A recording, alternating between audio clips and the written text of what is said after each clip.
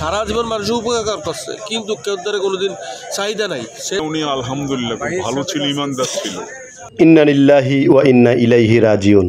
নিশ্চয়ই আমরা আল্লাহর জন্য এবং তার দিকেই ফিরে যাব। প্রিয় দর্শক, মানুষেরই ভুল হবে, আমরা কেউ ভুলের ঊর্ধ্বে নই। আল্লাহ আমাদের সকলকে মাফ করুক।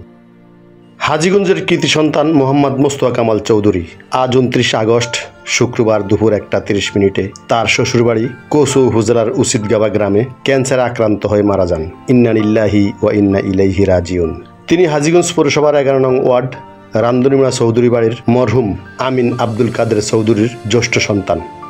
মা, 4 বোন ও 3 ভাইয়ের মধ্যে তিনি ছিলেন সদালাপি ও বন্ধুপ্রতিম।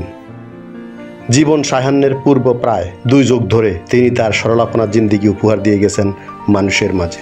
বন্ধুত্বের জন্য মৃত এই মানুষটি বন্ধু মহলে ভালোবাসার প্রমাণ তার জানাজার দৃশ্যই বলে দেয়। আমরা তার এই অকাল মৃত্যুতে আমরা বন্ধুবর্গ থেকে পক্ষ থেকে তার আত্মার মাগফিরাত কামনা করছি।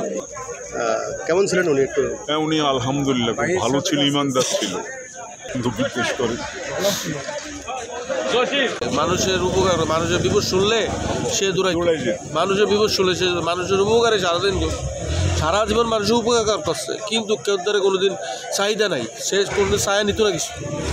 এই মানুষটি পারিবারিক জীবনে মূল্যবান সময়টি আপনজনদের জন্য বিলিয়ে দিয়েছেন। নিজ স্বার্থের প্রতি নজর রাখার পূর্বেই তিনি স্রষ্টার ডাকে চলে যান পরপারে। সবার সাথে সুসম্পর্ক রেখে বজায় রাখছে। যদি এই চলার পথে কোনো ত্রুটি বিচ্যুতি থেকে থাকে এবং কারো মনে কোনো কষ্ট দিয়ে থাকে, আল্লাহর রাস্তায় সবাই ওনাকে ক্ষমা করবেন।